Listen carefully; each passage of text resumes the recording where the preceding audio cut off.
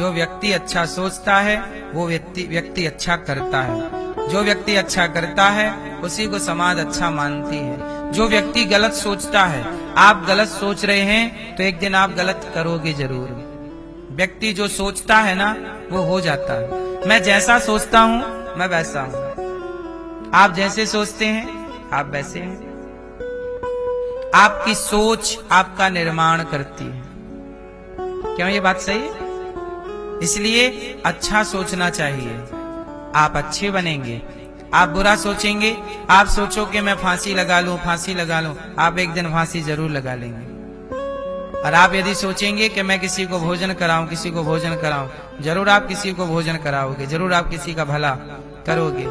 आप सोचेंगे कि मैं गरीब हूं, मैं गरीब हूं, मैं गरीब हूं, मैं गरीब, आप सदा गरीब ही रहेंगे। और आप सोचिए कि मैं अमीर हूं, मैं बड़ा हूं, मैं अच्छा हूं, मैं ठीक हूं, संपन्न हूं, मुझे और आगे बढ़ना है, मैं जहां हूं बढ़िया हूं।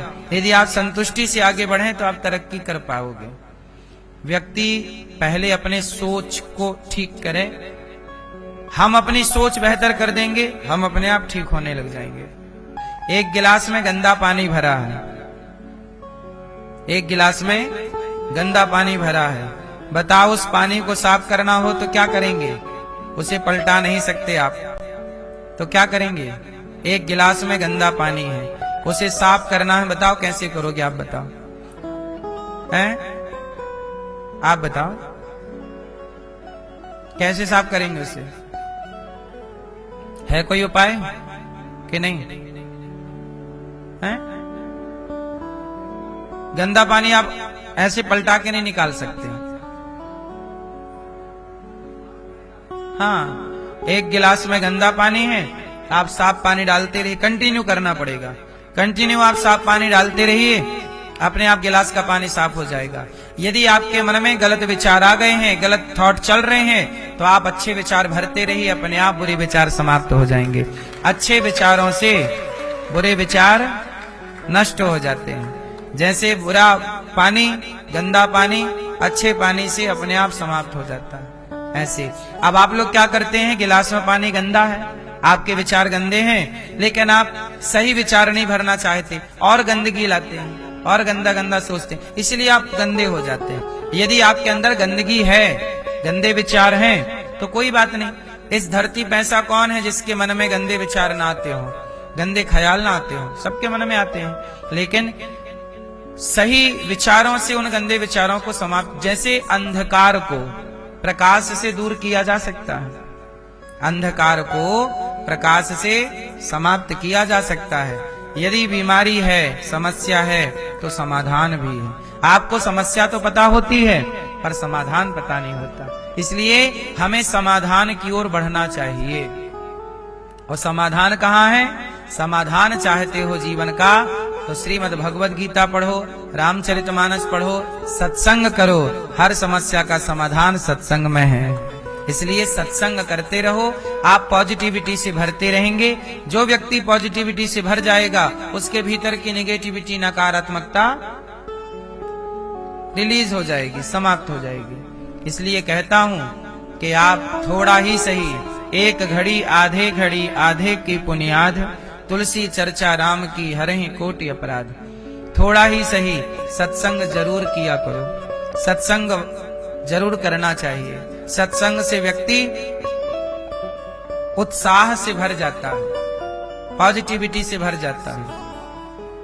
अंधकार है तो कैसे जाएगा? प्रकाश से।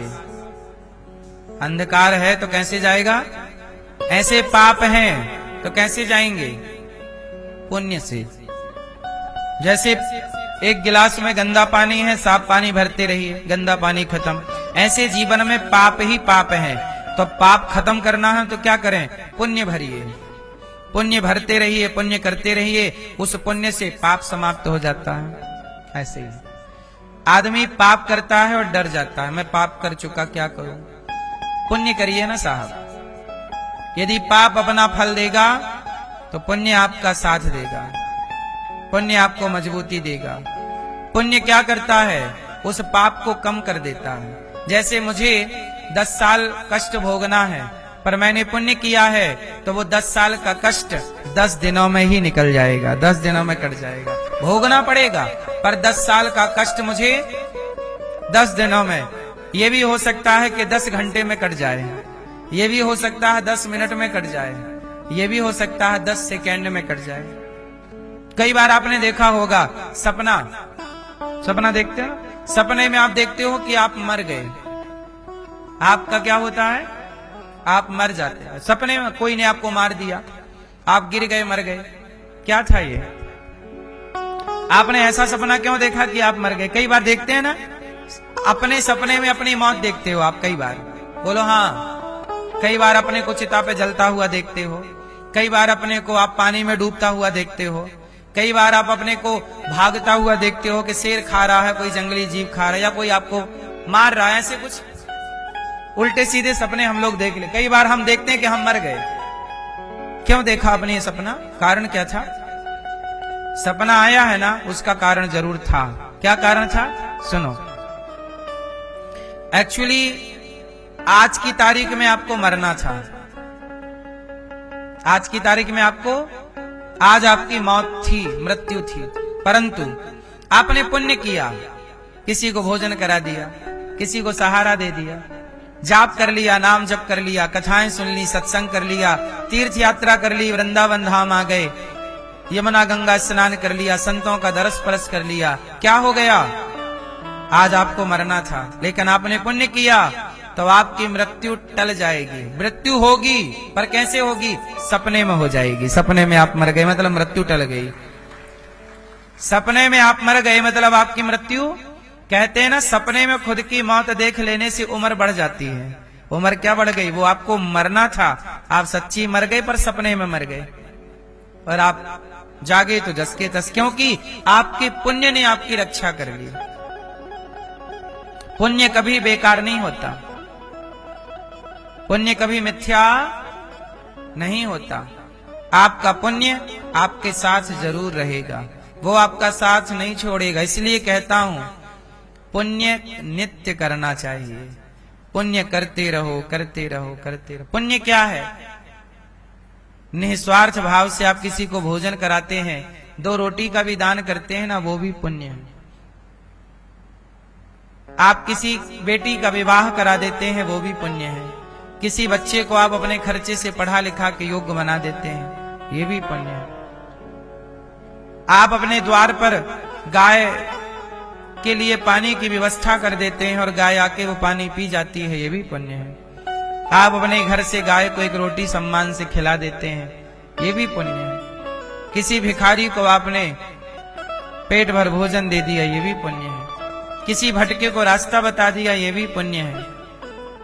कुआं खुदवाना, पहले के लोग खुदवाते थे कुआं, बावड़ियां बनवाते थे, ये सब पुण्य। पेड़ लगाना, वृक्ष लगाना पुण्य है। क्या आपके लगाए वृक्ष में ना जाने कितनी चिड़ियां घोंसला बनाएंगी, कितने लोग छाया पाएंगे। यदि फलदार वृक्ष लगाया है तो कितने लोग फल पाएंगे, ये पुण्य है। ये पुण्य कुछ ऐसे हैं जो आपके मरने के बाद भी वो पुण्य रहेगा। पेड़ रहेगा ना, चिड़िया घोंसला बनाएगी, उसमें पुण्य है। इसलिए पाप समाप्त करना है। पहली बात तो पाप करो मत, और कर चुके हो तो पुण्य से उसे काटो। इसलिए भागवत सुनो, माता पिता को तीर्थ यात्रा कराओ, आप भी तीर्थ यात्रा करो।